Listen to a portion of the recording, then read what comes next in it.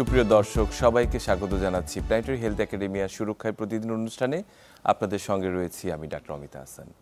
আমরা জানি যে মৃত্যুর কারণের ভেতরে নন কমিউনিকেবল ডিজিজ বর্তমানে অন্যতম এবং তার মধ্যে হৃদরোগ সবচেয়ে প্রধানতম অংশটুকু দখল করে আছে এবং এই হৃদরোগের সংখ্যা কিন্তু দিনে দিনে বাড়ছে। সমগ্র বিশ্বের সঙ্গে বাংলাদেশেও হৃদরোগীর সংখ্যা বাড়ছে এবং মৃত্যুর সংখ্যা বাড়ছে। কিন্তু আমরা আসলে কখনো কি ভেবেছি যে শুধুমাত্র শহর কেন্দ্রিক যে চিকিৎসার উপর আমরা নির্ভরশীল, সেটি যদি প্রান্তিক জনগোষ্ঠীর ক্ষেত্রে আসলে সেটি হয়ে থাকে তাহলে তারা সেই সেবাটি কীভাবে পাচ্ছে? বিশেষ করে হৃদরোগ চিকিৎসার যে বিকেন্দ্রীকরণ সেটি কিন্তু এখন সময়ের দাবি।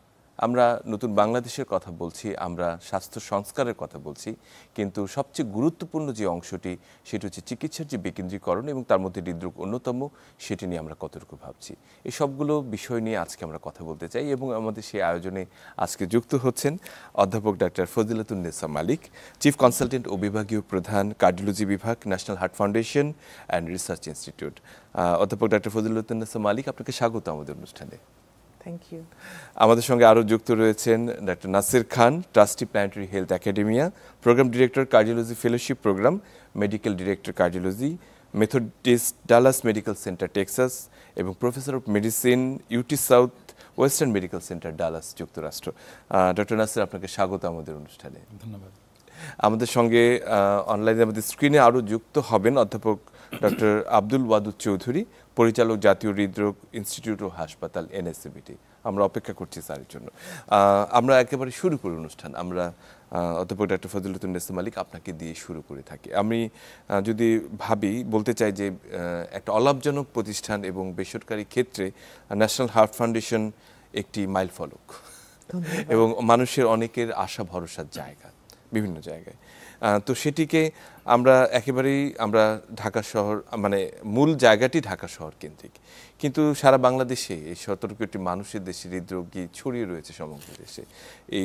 এই যে ডিসেন্ট্রালাইজেশন অথবা বিকেন্দ্রীকরণের কথা আমরা চিন্তা করছি, যে সেবাটি উনি রাজশাহীতে বসে পেতে পারতেন, সেটির জন্য ওনাকে ছুটে আসতে হচ্ছে ঢাকায় এবং সময়ের সাথে সম্পৃক্ত হৃদরোগের যে চিকিৎসাগুলো রয়েছে সেটি কিন্তু অনেক দেরি হয়ে যায়, অনেক সময় আসতে মানুষ বঞ্চিত হয়। এই জায়গাগুলোকে আসলে কিভাবে দেখেন, কতটুকু প্রয়োজনীয় মনে করেন?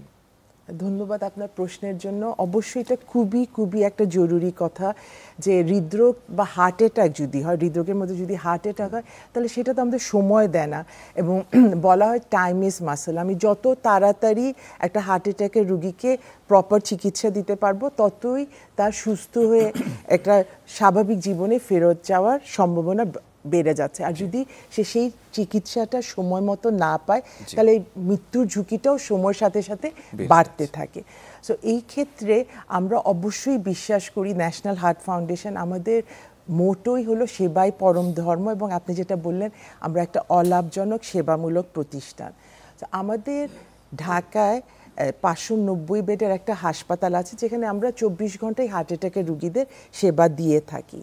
কিন্তু এটা আমরাও উপলব্ধি করেছি, বিশেষ করে আমাদের প্রতিষ্ঠাতা মরহুম ব্রিগেডিয়ার আব্দুল মালিক স্যার, উনি এটা উপলব্ধি করেছিলেন এবং সেই জন্যই আমরা কিন্তু আমাদের এই বাংলাদেশের 46টা জেলায় আমাদের অ্যাফিলিয়েটেড বডি আছে। এখন এই অ্যাফিলিয়েটেড বডি বলতে যে ওনারা কিন্তু অটোনোমাস, ওনারা ওইখানে স্বাস্থ্যসেবা দিয়ে থাকেন এবং আমাদের এখান থেকে আমরা ওনাদের প্রশিক্ষণ দেওয়া, বিভিন্ন ক্ষেত্রে সাহায্য করা, এই যে বিশেষ করে শিক্ষার ক্ষেত্রে বা ট্রেনিংয়ের ক্ষেত্রে সাহায্য দিয়ে থাকি। এবং আপনি শুনে খুশি হবেন যে ন্যাশনাল হার্ট ফাউন্ডেশনের সিলেট হার্ট ফাউন্ডেশন, দিনাজপুরে জিয়া হার্ট ফাউন্ডেশন এবং আপনার এবং রাজশাহীতে এই 3 জায়গায় কিন্তু অলরেডি ওনারা ক্যাথ ল্যাব স্থাপন করেছেন এবং যেখানে ওনারা কিন্তু এখন হার্ট অ্যাটাকের রুগীদের সেবা দিয়ে থাকেন। এখন এটা অবশ্যই যদি অন্যান্য জেলাও এই সেবাটা আমরা ছড়িয়ে দিতে পারতাম তাহলে অনেক বাংলাদেশের হৃদরোগীদের অনেক উপকার হতো। মানে এই প্রক্রিয়াটি চলছে এবং আমরা আশা করছি যে ভবিষ্যতে হয়তো সেটি, এবং সরকারও বিভিন্ন জায়গায় এটা করছেন।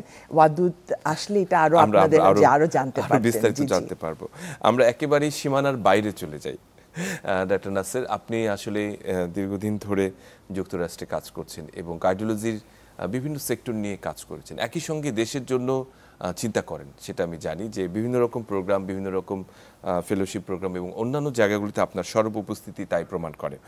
আমরা যেটা জানতে চাই যে আসলে সেখানে যে বিশাল একটি জায়গাকে আপনারা কাভার করেন কিভাবে, এবং সেখানে সেন্টারের সংখ্যা যত, তার চেয়ে কমিউনিকেশন জায়গাটি আরও বেশি গুরুত্বপূর্ণ। বাংলাদেশে সেই অভাবটি কতখানি বোধ করেন? ধন্যবাদ। এটা পুরোটাই আসলে যে সিস্টেমটা আপনি কিভাবে দাঁড় করাবেন। বাংলাদেশে অবশ্যই রিসোর্সের অভাব আছে, এটা স্বীকার করতেই হবে।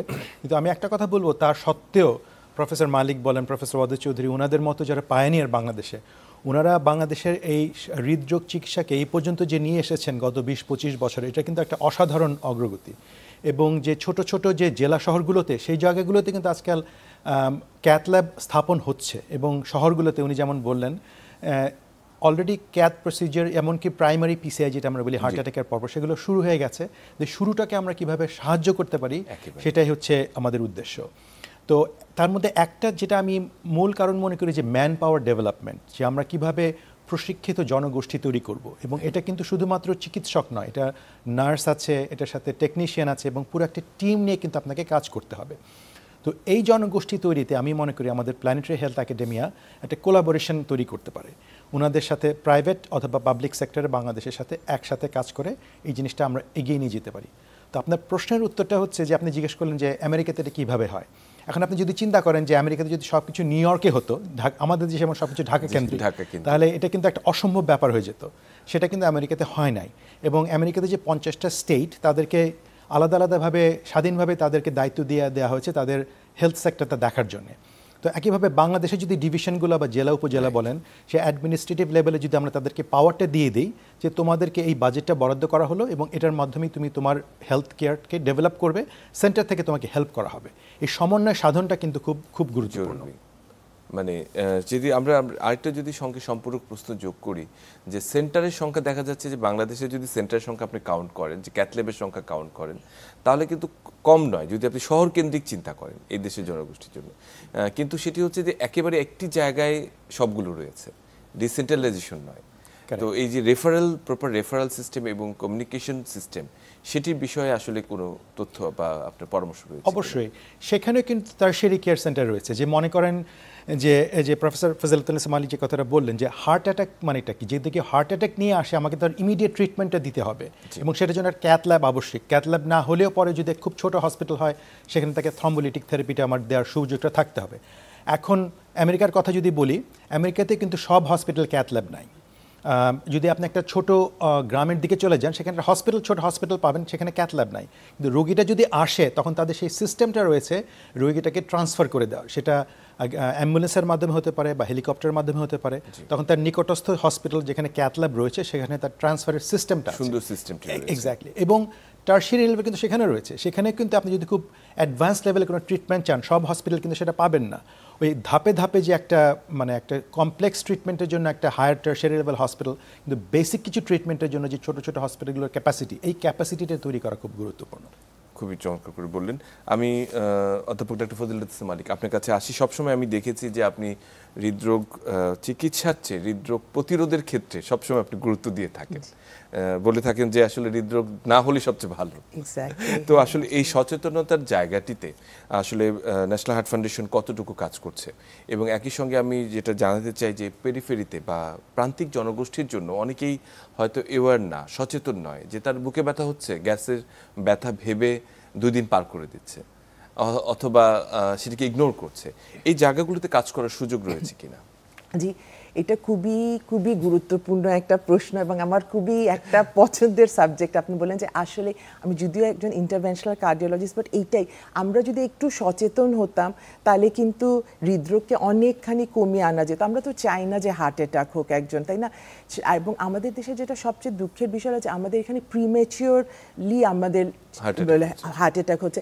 একজন লোক, সে হয়তো 40 বছর বয়সে ভালোভাবে চাকরি করছে, সব কিছু করছে, তার ছেলে মেয়ে বড় হয়েছে, সেই মুহূর্তে তার যদি একটা হার্ট অ্যাটাক হয়, তার জীবনটা পুরাই একটা বিক্ষিপ্ত হয়ে গেল। শুধু তার না, তার ছেলে মেয়ে সবাই জীবনটা এই কারণে।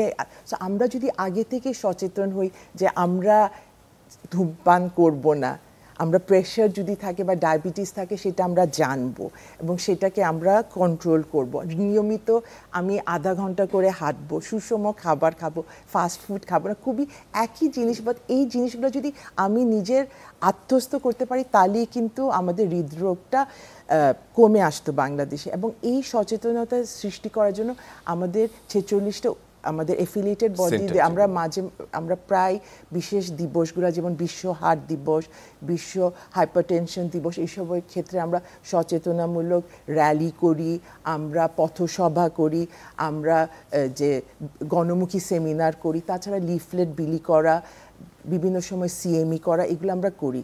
কিন্তু সবচেয়ে যেটা ইম্পর্টেন্ট, যেটা আমাদের সবচেয়ে গুরুত্বপূর্ণ কাজ যেটা হচ্ছে সেটা হচ্ছে আমরা গণপ্রজাতন্ত্রী বাংলাদেশ সরকারের এনসিডিসি কর্নার মানে আপনার নন কমিউনিকেবল ডিজিজ কর্নারের সাথে এবং ইউএসএ বেসড একটা অর্গানাইজেশন রিজলভ টু সেভ লাইফের সাথে ন্যাশনাল হার্ট ফাউন্ডেশন কাজ করে এখন বাংলাদেশের 310টা উপজেলায় হাইপারটেনশন এবং ডায়াবেটিস কন্ট্রোলের কাজ করে যাচ্ছি আমরা। সো এইটা কিন্তু আমি মনে করি যদি এটা আমরা আসলে ভালোভাবে করতে পারি, এটা একটা যুগান্তকারী একটা পদক্ষেপ হবে। সেখানে তাদেরকে ওষুধ দেওয়া হচ্ছে বিনামূল্যে। এবং এটা সবচেয়ে গুরুত্বপূর্ণ জিনিস যে বাংলাদেশ সরকার সেই ওষুধটা দিচ্ছে, প্রোভাইড করছে। এবং বেশিরভাগ ক্ষেত্রে যেটি হয় যে অনেকেই ওষুধ খাওয়া ছেড়ে দেয়, আর্থিক সঙ্গতির অভাবে হোক, সচেতনতার অভাবেই হোক, কিন্তু এই যে পুরো মাসের ওষুধটি তারা ওখান থেকে দিচ্ছে এবং সেটাই গুরুত্বপূর্ণ। আরেকটা জিনিস হলো যে তখন দেখা গেল যে অনেক সময় আগে উপজেলা থেকে ওষুধটা নেওয়া লাগতো, আর অনেকে উপজেলায় যাওয়ার জন্য তার 50 টাকা ভাড়া লাগে, সে 50 টাকার জন্য যেত না। এখন সেই জন্য কমিউনিটি বেস একদম তার বাসার কাছে দরগড়ায় এখন ওষুধটা সরবরাহ করা। জি, এটা চেষ্টা করা। এটি কিন্তু ভীষণ একটা যুগান্তকারী আমি মনে করব পদক্ষেপ। এটা নিশ্চয়ই আমি ডক্টর নাসির আপনার কাছে যেটা আসতে চাই, প্ল্যানেটারি হেলথ একাডেমিয়া বাংলাদেশের যে ট্রেনিং প্রোগ্রাম এবং দক্ষ জনশক্তি তৈরি করার ক্ষেত্রে এটি গুরুত্বপূর্ণ ভূমিকা পালন করছে এবং করতে চায়। তো এই বিষয়ে আসলে আপনাদের পরিকল্পনা কি রয়েছে এবং আসলে কতটুকু মনে করেন যে আরও দক্ষ জনশক্তি শুধুমাত্র দক্ষ ডাক্তার নয়, এর সাথে সংশ্লিষ্ট যারা রয়েছে, প্রোভাইডার যারা রয়েছে, তাদের ব্যাপারটা আসলে কিভাবে দেখেন? জি, ধন্যবাদ। আপনি জানেন যে প্ল্যানেটারি হেলথ একাডেমিয়া একটা সম্পূর্ণ ভলান্টারি একটা অর্গানাইজেশন। আমাদের একটা ট্রাস্ট রয়েছে এবং এটা আমরা কিছু ট্রাস্টি আছি, কিন্তু আমাদের সবচেয়ে বড় শক্তি হচ্ছে বাংলাদেশ এবং বিদেশে অবস্থানরত যত চিকিৎসক যারা আমাদের সাথে জয়েন করেছেন, ওনারা হচ্ছে আমাদের সবচেয়ে বড় শক্তি এবং স্বতঃস্ফূর্তভাবে কিন্তু তারা এটা করেন এবং তারা তাদের সময়কে ডোনেট করেন আমাদের জন্য। তো আমরা বাংলাদেশ, কানাডা, অস্ট্রেলিয়া, নিউজিল্যান্ড এবং সহ ইংল্যান্ড থেকে বিভিন্ন ডাক্তার যারা বাংলাদেশি এবং শুধু বাংলাদেশি নয় অন্যান্য দেশের যারা ডাক্তার তারা কিন্তু এর সাথে যুক্ত হয়েছেন। তো আমরা প্রতি সপ্তাহান্তে মানে শনি এবং রোববার অনলাইন ট্রেনিং সেশন করি এবং আমাদের প্রত্যেকটা সাবজেক্টের একটা করে ফ্যাকাল্টি লিড রয়েছে। কার্ডিওলজি, কার্ডিওথোরাসিক সার্জারি, নিউরোলজি, ভাবে বিভিন্ন ফ্যাকাল্টি লিড রয়েছে এবং তারা এটা অর্গানাইজ করেন এবং বাংলাদেশি চিকিৎসকদের সাথে সমন্বয় করে এটা করেন। তো এটা একটা জিনিস। দ্বিতীয়ত হচ্ছে যে আমরা একটা ট্রাভেল ফেলোশিপ দিই। ট্রাভেল ফেলোশিপটা যে একটা প্রসেসের মাধ্যমে হয় এবং এই প্রসেসটাতে বাংলাদেশি চিকিৎসকরাও ইনভলভ থাকেন এবং একটা সিলেকশনের মাধ্যমে আমরা সিলেক্ট করি এবং তাদেরকে আমরা বৃত্তি দিয়ে বাইরে নিয়ে যাই। এটা ইংল্যান্ড হতে পারে বা আমেরিকা হতে পারে। তারা আমাদের সাথে দেখে, মূলত তারা সিস্টেমটা সম্বন্ধে একটা ধারণা লাভ করে যারা ইয়াং ফিজিশিয়ানস আছে এবং আমাদের উদ্দেশ্য হচ্ছে যে বাংলাদেশে এসে তারা ওই সিস্টেমটাকে এখানে ইমপ্লিমেন্ট করতে পারে। আর তৃতীয়ত হচ্ছে এই বাংলাদেশে যেটা আমরা ওয়ার্কশপ, যেমন ন্যাশনাল হার্ট ফাউন্ডেশন অলরেডি ওনারা ট্রেন করেন টেকনিশিয়ান, ট্রেন করেন ফিজিশিয়ানস, ট্রেন করেন নার্সেস। তো এই জিনিসগুলো যদি আমরা কোলাবোরেশন করতে পারি, এটা হচ্ছে আমাদের একটা উদ্দেশ্য। আমরা কিছু এক্সচেঞ্জ প্রোগ্রাম করতে পারি, যে আমরাও যেমন কিছু জিনিস এসে এখানে শিখতে পারি, ওনাদের কিছু দক্ষ জনশক্তি আমাদের কাছে গিয়ে শিখতে পারেন। এই ধরনের একটা এক্সচেঞ্জ প্রোগ্রাম হচ্ছে আমাদের একটা উদ্দেশ্য। একেবারে যথার্থ বলেছেন। আমরা মনে করি যে ভবিষ্যতে নিশ্চয়ই সংযোগটি আরও শক্তিশালী হবে। ডক্টর মালিক, আমরা যদি একটু আপনার কাছে ফিরে আসি, যে ট্রেনিংয়ের ব্যাপারে আপনাদের একটি গুরুত্বপূর্ণ ভূমিকা রয়েছে। আমি জানি ন্যাশনাল হার্ট ফাউন্ডেশন একটি টারশিয়ারি ট্রেনিং সেন্টার, যেখানে উচ্চতর শিক্ষার ট্রেনিং দেওয়া হয় এবং অন্যান্য জায়গাগুলোতে আপনারা ট্রেনিং দিয়ে থাকেন। সেই জায়গাটিতে যদি আমাদের বলতেন যে কী কী বিষয়ে আপনারা ট্রেনিংয়ের বিষয়ে অবদান রাখছেন। জি, ধন্যবাদ। তো এই যে আমাদের প্রতিষ্ঠাতা ব্রিগেডিয়ার আব্দুল মালিক, উনি সবসময় বলতেন যে মেশিন কিন্তু কেনা যায়, আপনার টাকা পয়সা হলে বা গভর্নমেন্ট অনুদানে আপনি একটা মেশিন কিনবেন, বাট ইম্পর্টেন্ট হলো the man behind the machine.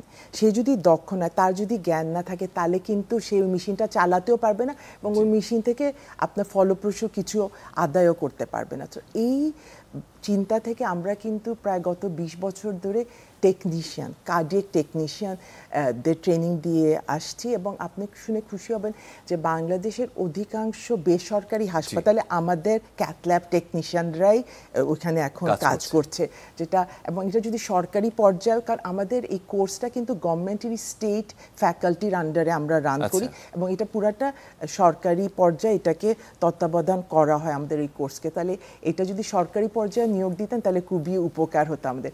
তাছাড়া আমরা সার্জারিতে পারফিউশনিস্ট, যখন পেশেন্ট অজ্ঞান হয়, যখন হার্ট লাং মেশিন চলে ওইটাকে চালানো, ওইগুলো আমাদের পারফিউশনিস্টের কোর্স আছে। তারপরে থার্ড হলো যে আমাদের cardiac diploma in cardiac nursing, নার্সদের, কারণ একটা এটা যেটা অলরেডি বলা হয়েছে যে এটা একটা টিম ওয়ার্ক, শুধু ডাক্তার একা কিছু করতে পারবে না, টেকনিশিয়ান লাগবে দক্ষ, নার্স লাগবে দক্ষ এবং চিকিৎসকও লাগবে। এখন চিকিৎসকের ক্ষেত্রে আমরা যেটা করি, আমরা বিএসএমএম এর অধীনে যে এমডি এবং এমএস এই কোর্স দুইটাতে আমরা আমাদের এখান থেকে স্টুডেন্টরা আমরা প্রশিক্ষণ দিচ্ছি। তাছাড়া বিসিপিএসএ, এফসিপিএস ইন কার্ডিওলজির যে থার্ড পার্ট, ফাইনাল পার্টের কার্ডিওলজির, সেটা আমাদের এখানে ট্রেনিং। সো আমরা মোটামুটি টেকনিশিয়ান, নার্স এবং কার্ডিওলজিস্ট এবং কার্ডিওথোরাসিক সার্জন সবাইকেই প্রশিক্ষণ দিয়ে থাকি। আর মাঝে মাঝে বিদেশ থেকেও এখন এসে লোকজন প্রশিক্ষণ নিচ্ছে আমাদের হাসপাতালে। ভীষণ দারুণ যে আসলে এই যে নলেজ শেয়ারিং যেটি রয়েছে শুধু একপাক্ষিক নয়, এটি আসলে দ্বিপাক্ষিক হওয়াটাই আসলে বাঞ্ছনীয়। এবং গত সপ্তাহে আপনার এক সপ্তাহের জন্য শ্রীলঙ্কা থেকে 4 জন কার্ডিওলজিস্ট এসে আমাদের এখানে এক সপ্তাহ ট্রেনিং নিয়ে গেলেন। এর আগে 1.5-2 বছর আগে প্রায় 14 জন ইন্টারভেনশনাল কার্ডিওলজিস্ট ইন্ডিয়া থেকে এসে এখানে এক সপ্তাহ ছিলেন। সো এই যে আমাদের এখানে আমরা ট্রেনিং দিতে পারছি দেশের এবং বিদেশের চিকিৎসকদের এবং নার্সদের এবং টেকনিশিয়ানদের, এটা আসলে আমাদের জন্য খুবই স্যাটিসফাইং একটা জিনিস এবং আমার মনে হয় যে অনেক আমরা যদি সুদূর প্রসারী একটা, আমরা মনে হয় একটা ইম্প্যাক্ট রাখতে পারবো আমাদের হেলথ সেক্টরে। আমি এখানে একটা জিনিস একটু যোগ করতে চাচ্ছি যে ওনাদের কোনো প্রোগ্রামে, আমি তো কার্ডিওলজি ফেলোশিপের প্রোগ্রাম ডিরেক্টর, তো আমি ফেলোদেরকে যুক্ত করি আমেরিকা থেকে। ওরা আশ্চর্য হয়ে যায় যে ওনাদের ভলিউম, যে কি পরিমাণে সংখ্যায় ওনারা প্রসিজিয়ার করেন, এটা ও দেশে একটা হসপিটালে চিন্তাই করা যায় না এবং অনেক রিসোর্স লিমিটেশনের মাধ্যমে করেন। তো আমি যদি আমাদের কোনো ফেলোকে বলি, তারা এই সুযোগটা কিন্তু লুফে নেবে। 1 মাস যদি তারা এসে ওনাদের সাথে কাজ করে, ওদের কিন্তু অনেক কিছু শেখার আছে ওনাদের কাছ থেকে। তো এটা বোথ ওয়েজ, এই নলেজ ট্রান্সফারটা বোথ ওয়েজ। একেবারে যত বলেছেন। আমি বিরতিতে যাবার আগে শুধু ছোট্টভাবে আপনাকে জানতে চাই যে এই মুহূর্তে যদি আমরা হৃদরোগ চিকিৎসার এই বাংলাদেশে যে বিভিন্ন জায়গায় ছড়িয়ে দিতে চাই একই মানের, কি কি প্রধানতম চ্যালেঞ্জগুলো রয়েছে বলে আপনি মনে করেন? আমি মনে করি ম্যান পাওয়ার বা দক্ষ জনশক্তি হচ্ছে নাম্বার 1 চ্যালেঞ্জ। কারণ আপনি যদি ফান্ডিংয়ের কথা বলেন, সেটা যদি পাবলিক প্রাইভেট পার্টনারশিপ হয়, সেটা কিন্তু অনেক সময় গভর্নমেন্ট ফান্ডিংটা পাওয়া যায় এবং ওনাদের মতো যারা অভিজ্ঞ তারা কিন্তু সেই ফান্ডিংটা কাজে লাগাতে পারেন। কিন্তু কাজে যারা লাগাবেন, আপনি একটা স্ট্রাকচার তৈরি করলেন, বিল্ডিং তৈরি করলেন, ক্যাথল্যাব মেশিন নিয়ে আসলেন, কিন্তু সেই মেশিন চালাবার লোক যদি না থাকে, উনি যেটা আগেই বলেছেন, যদি ডাক্তার নার্স না থাকে, সেই টিমটা না থাকে, আমার মানে সেটা হচ্ছে নাম্বার 1 দক্ষ জনশক্তি। একদম, এটি নিয়ে আসলে আমরা কথা বলবো নিশ্চয়ই, তবে তার আগে একটা ছোট্ট বিরতি নিয়ে আসি।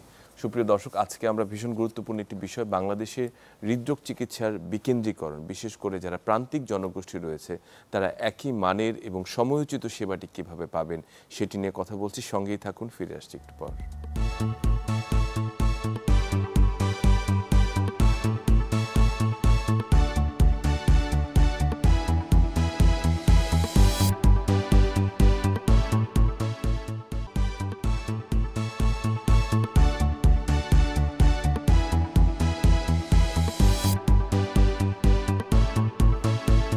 সুপ্রিয় দর্শক, সবাইকে আরেকবার স্বাগত জানাচ্ছি সুরক্ষায় প্রতিদিন অনুষ্ঠানে। আপনাদের সঙ্গে রয়েছি আমি ডক্টর অমিতা হাসান। আমরা আজকে কথা বলছিলাম বাংলাদেশে হৃদরোগ চিকিৎসার বিকেন্দ্রীকরণ নিয়ে এবং সময়োচিত চিকিৎসা সেবাটি নিয়ে।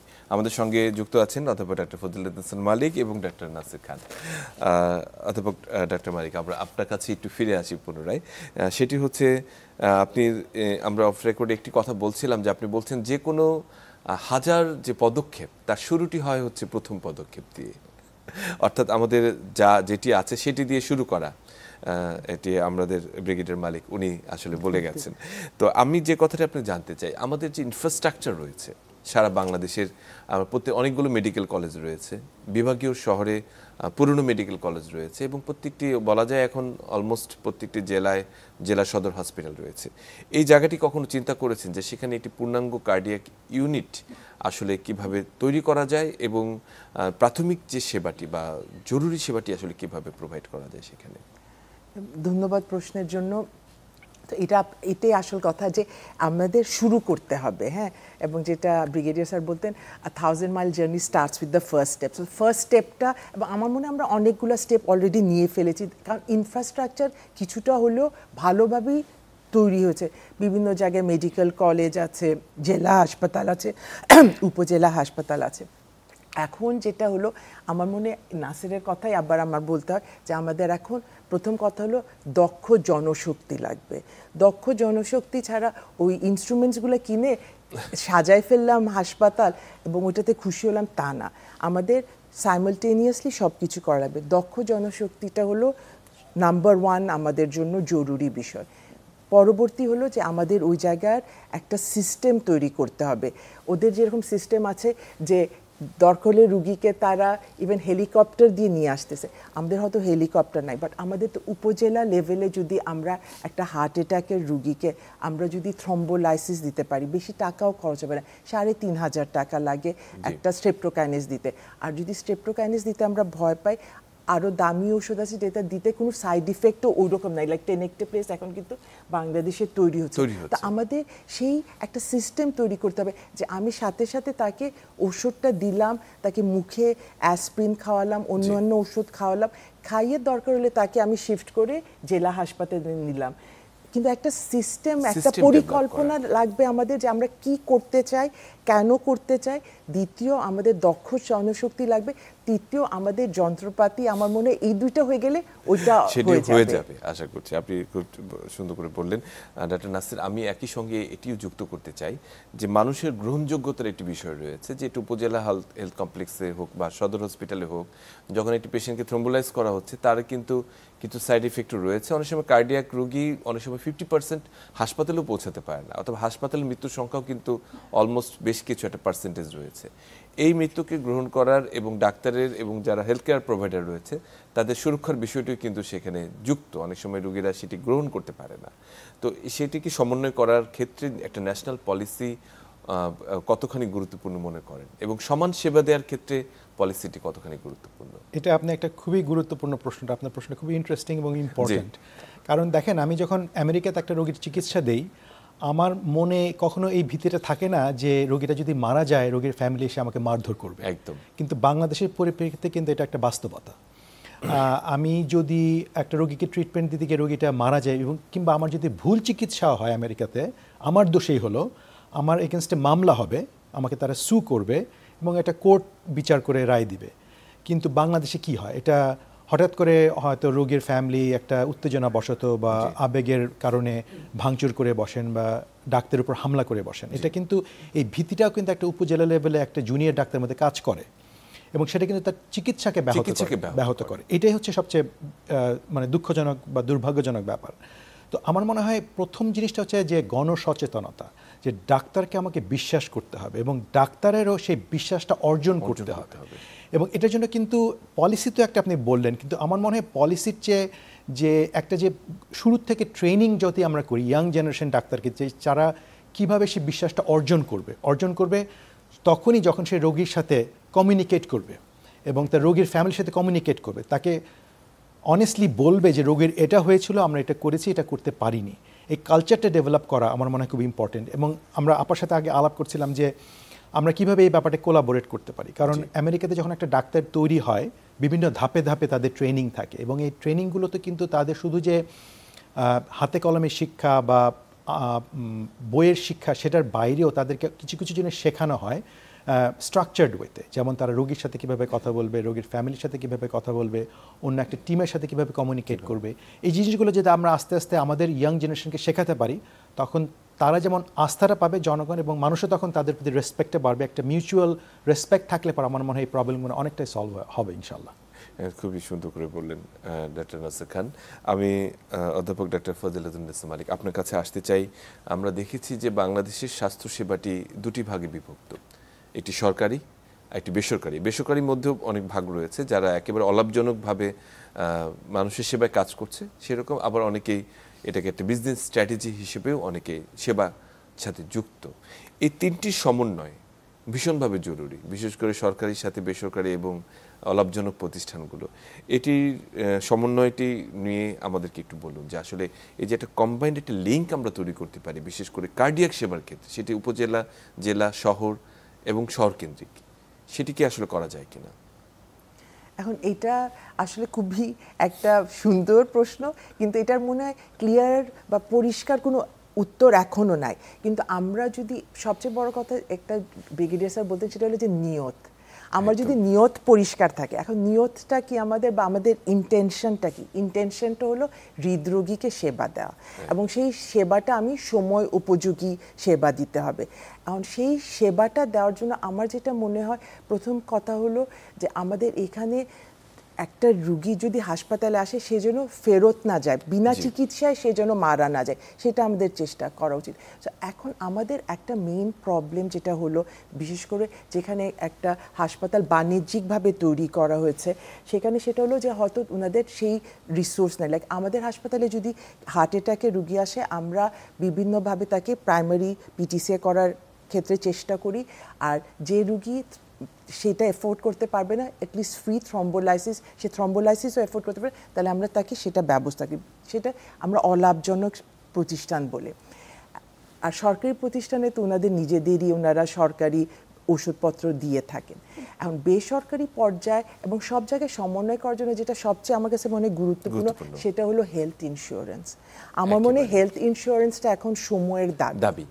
এটা সময়ের দাবি। আমাদের কত বড় বড় কর্পোরেট আছে, কত বড় বড় প্রতিষ্ঠান আছে, সরকারি প্রতিষ্ঠান, সব জায়গায় যদি আমরা হেলথ ইন্স্যুরেন্স, একটা ন্যূনতম হেলথ ইন্স্যুরেন্সটা ইনশিওর করতে পারতাম, তাহলে লাইক আমরা অলাভজনক প্রতিষ্ঠান। তারপরে আপনি শুনে খুশি হবেন যে আমরা কিন্তু এখন প্রক্রিয়াধীন আছি, এবং আমাদের প্রক্রিয়াটা বেশ এগিয়ে গেছে, যে আমাদের যে 2000 কর্মচারী ন্যাশনাল হার্ট ফাউন্ডেশন, সবাইকে কিন্তু আমরা স্বাস্থ্যসেবায় হেলথ ইন্স্যুরেন্স প্রোভাইড করব বলে আমরা একটা মানে আমরা প্ল্যান করেছি, এবং এটার জন্য আমরা আমাদের কর্মচারীদের কাছ থেকে আমরা কোনো টাকা নিব না, এটা আমাদের প্রতিষ্ঠানের দায়িত্বেই আমরা করব। সো এরকম যখন প্রতিষ্ঠানরা যদি এইভাবে করে, সরকার যদি তার সরকারি কর্মচারীদের ব্যাপার বলে যে আমি হেলথ ইন্স্যুরেন্স প্রোভাইড করব, তাহলে কিন্তু অ্যাজ আ হোল আমরা সবাই মিলেই কিন্তু তখন একটা লোক জানলো যে আমার তো হেলথ ইন্স্যুরেন্স আছে, আমার যদি হার্ট অ্যাটাক হয় আমি হাসপাতালে যাব, আমার ইন্স্যুরেন্সের কার্ড দেখাবো, আমি চিকিৎসাটা পেয়ে যাব, এবং তখন কিন্তু অটোমেটিকলি চিকিৎসার মানটা উন্নতি হবে। কারণ সেই প্রাইভেট হাসপাতালও জানে যে এই লোকের তো ইন্স্যুরেন্স কার্ড আছে, আমি তাকে চিকিৎসাটা দেই, ওই ইন্স্যুরেন্স থেকে আমি পরবর্তীতে টাকাটা আমি ফেরত পাবো। কারণ যে বাণিজ্যিকভাবে সেবা প্রদান করছে, সে কিন্তু সেবা দিচ্ছে, এই সেবাকে আমাদের ছোট করে দেখার কোনো সুযোগ নাই, কিন্তু তার তো তার প্রতিষ্ঠানটার জন্য তার সেই টাকাটা লাগবে। না, এটি আসলে আমার মনে হয় যে আসলে সময়ের দাবি, যে প্রত্যেকটি জায়গায় প্রত্যেক ক্ষেত্রে যদি তারা সেই ইন্স্যুরেন্সকে প্রোভাইড করে, তাহলে কিন্তু অনেকেই সেই কাভারেজের আওতায় চলে আসে, এবং সেবার মান অটোমেটিকলি কিন্তু তখন উপরে চলে আসবে, তাই না? একদম। আমাদের আর হ্যাঁ, ডক্টর নাসের খান, আমি একেবারে সর্বশেষ 1 মিনিট আপনার কাছে জানতে চাই, বর্তমানে আমরা নতুন একটি অধ্যায়ের সূচনায় আছি যে সংস্কারের ক্ষেত্রে, সেটি ক্ষেত্রে স্যার যুক্ত হয়েছেন, আমি আসছি স্যারের কাছে, সেটির ক্ষেত্রে আসলে আপনার যদি দুটি সুচিন্তিত পরামর্শ আমরা চাই যে আসলে আমার মনে হয় এই প্রফেসর ওয়াদুদ আমাদের সাথে যুক্ত হলেন, এবং প্রফেসর ফাজিলুদ্দিন ইসলাম মালিকও আছেন। আমার মনে হয় পাবলিক প্রাইভেট পার্টনারশিপ এটা বাংলাদেশে করা খুবই দরকার, এবং এটার জন্য অবশ্যই যারা পলিসি মেকার আছেন তারা যদি এই ব্যাপারে এগিয়ে যান, এবং আমাদের থেকে যে কোনো ধরনের সহযোগিতা কোলাবোরেশন চান, আমরা প্ল্যানেটারি হেলথ একাডেমির পক্ষ থেকে সেভাবে আমি যুক্ত হচ্ছি অধ্যাপক ডক্টর আব্দুল ওয়াদুদ চৌধুরী। স্যার, আপনাকে স্বাগত আমাদের অনুষ্ঠানে। স্যার, আপনি কি শুনতে পাচ্ছেন আমাকে? আমি কিন্তু করে শুনতে পাচ্ছি না, কানেকশন হচ্ছে না। আমাকে শুনতে পাচ্ছেন না বোধহয়। স্যার, এবার শুনতে পাচ্ছেন? আপনি স্যার আনমিউট করুন, আপনি মিউট করা আছেন। এখন শুনতে পাচ্ছেন? আমার কানেকশন চলে গেছিল স্যার, শুনতে পাচ্ছেন? ঝামেলা হচ্ছে। আমি দুঃখিত, আসলে আমি রাউন্ড দিচ্ছি। আচ্ছা, ঠিক আছে স্যার, তাহলে অসুবিধা নেই। আমরা পরবর্তী যুক্ত হবার আমার কাছে নাসির খান আপনার কাছে যে কথাটি ছিলাম আমরা যে আপনি কয়েকটা কথা খুব গুরুত্বপূর্ণ বলেছেন। আচ্ছা স্যারকে আমরা পেয়েছি। স্যারকে আপনি শুনতে পাচ্ছেন আমাকে? স্যার শুনতে পাচ্ছেন? এখন শুনতে পাচ্ছি। জি স্যার, জি স্যার। আচ্ছা স্যার, একেবারেই সর্বশেষ আমরা আসলে বেশ আলোচনায় ছিলাম, সেটি হচ্ছে বাংলাদেশে হৃদরোগ চিকিৎসার বিকেন্দ্রীকরণ নিয়ে। সে বিকেন্দ্রীকরণ নিয়ে স্যার আপনার একটি ভাবনা রয়েছে, বিশেষ করে সরকারি পর্যায়ে এই সেবাটিকে সারা বাংলাদেশের বিশেষ করে জেলা অথবা বিভাগীয় শহরগুলোতে ছড়িয়ে দেওয়ার ক্ষেত্রে আপনার চিন্তাটি যদি একটু বলতেন। আমি এটার শুরুতে ছোট্ট একটি স্ট্যাটিস্টিক্স দিই। জি স্যার। গত বছরের হিসেব দেখছিলাম আমার হসপিটালে, হৃদরোগ ইনস্টিটিউটে। ওখানে গত বছরের হিসেব হলো যে আমাকে এখানে ইনডোরে 1,07,215 জন দেখা হয়েছে, আউটডোরে 2,07,260 জন রুগী দেখা হয়েছে, এবং ইমার্জেন্সিতে 1,70,897। জি স্যার। 14,000-এর উপরে ক্যাথলে প্রসিডিওর হয়েছে, 3,500-এর মতো আপনার সার্জারি হয়েছে, 2,500 উপরে ভাস্কুলার সার্জারি হয়েছে এই 3,500-এর মধ্যে। এখন এই যে হিউজ নাম্বার অফ রুগী দেখতে হচ্ছে, এটা 1250 বেডের সবচেয়ে বড় কার্ডিয়াক হসপিটালে একটা এই দেশের, কিন্তু নাম্বারটা এত অস্বাভাবিক। তার মানে হচ্ছে যে ফান্ডিং আমরা পাচ্ছি, যে ফেসিলিটি আমরা আছে, কখনোই আমরা রুগীকে সন্তুষ্ট করতে পারবো না। জি স্যার। কোয়ালিটি কম্প্রোমাইজ হবে। তার মানে কি? শুধুমাত্র এই NICVD, national institute of cardiovascular disease, জাতীয় হৃদরোগ ইনস্টিটিউটকে বড় করে আর এটাকে ভালো করে কিন্তু সমস্যার সমাধান হবে না। বরং আমাদের প্রতিটা বিভাগীয় শহরে যদি একটি করে কার্ডিওভাস্কুলার ইনস্টিটিউট থাকতো, এটা সেন্ট্রাল ন্যাশনাল ইনস্টিটিউট, বাকিগুলো রিজিওনাল ইনস্টিটিউট হাব হিসাবে কাজ করত, তাহলে কিন্তু এই যে জনগণের দৌড় করায় কিন্তু চিকিৎসা সুবিধাটা পৌঁছানো যেত। আরেকটা বড় জিনিস কি, আপনি খবর নিলে দেখবেন 5,000-এর উপরে অধ্যাপকের, মানে আমাদের দেশে অধ্যাপক লেভেলে পোস্ট খালি আছে, পদায়ন হয়নি, প্রমোশন হয়নি। যে বিভিন্ন যে মেডিকেল কলেজগুলো আছে, হাসপাতালগুলো আছে, সেখানে যদি ডাক্তারদের উপযুক্তভাবে আমি পদায়ন না করতে পারি, তাদেরকে পদোন্নতি দিতে না পারি, তাদের কাছ থেকে আমি যে সার্ভিস পাবো সেটা কি করে সম্ভব? আর শুধু ডাক্তারদের কথা বলছি কেন, আসলে নার্সদের অবস্থা কি? আমাদের দেশে নার্সের সংখ্যা কত? ডাক্তারদের থেকেও কিন্তু যে চাহিদা, সেখানে গ্যাপটা আরো বেশি। টেকনিশিয়ানদের কথা বলি, এই যে সরকারিভাবে চিন্তা করেন, আমাদের দেশে প্রায় 67টা জায়গায় ক্যাথল্যাব আছে, সরকারি পর্যায়ে 30-35টা জায়গায় আছে, কিন্তু ক্যাথল্যাব টেকনিশিয়ান এই পদটি এত বছর আমাদের তৈরি হয়নি। এই যে আমাদের ব্যর্থতা, কতগুলা স্ট্রাকচারাল ব্যর্থতা, এটার জন্যই যে সুন্দরভাবে যে আমরা যে সার্ভিসটা দিব সেটা হয়ে উঠছে না। আমি খালি ভাবছি ডাক্তার বাড়ালেই হবে, হসপিটাল গড়লেই। হসপিটাল তো চালাবে মানুষেরা, সেটার ব্যবস্থা করতে হবে। জি স্যার, অসংখ্য ধন্যবাদ স্যার। জি স্যার, আমরা একেবারে শেষ পর্যায়ে স্যার, আমরা নিশ্চয়ই আপনার কাছে আবার পরবর্তীতে আবার আসবো, নিশ্চয়ই কোনো আলোচনায় আবার যুক্ত হব পুরো অনুষ্ঠানটির সঙ্গে। আপনাকে যুক্ত হওয়ার জন্য অসংখ্য ধন্যবাদ জানাচ্ছি স্যার। এবং যারা স্টুডিওতে ছিলেন, অধ্যাপক ডক্টর ফজিলাতুন্নেসা মালিক এবং ডক্টর নাসির খান, আপনাদের দুজনকে অসংখ্য ধন্যবাদ আমাদের সাথে যুক্ত থাকার জন্য। সুপ্রিয় দর্শক, আমরা একেবারে শেষ পর্যায়ে, বিশেষ করে আমাদের আজকের অতিথিরা খুব গুরুত্বের সাথে বিষয়টি নিয়েছেন যে বাংলাদেশি হৃদরোগ চিকিৎসার বিকেন্দ্রীকরণের যে চ্যালেঞ্জ সমূহ, সেটিকে জয় করার জন্য যে পদক্ষেপগুলো নেওয়া দরকার, সেটি আসলে এখনই প্রকৃত সময়, এই সংস্কারের সময় সেটিকে আমরা সামনের দিকে নিয়ে আসার এবং সবাইকে হৃদরোগ সেবাটি সবার দোরগোড়ায় পৌঁছে দেওয়ার। সবাই ভালো থাকবেন, সুস্থ থাকবেন।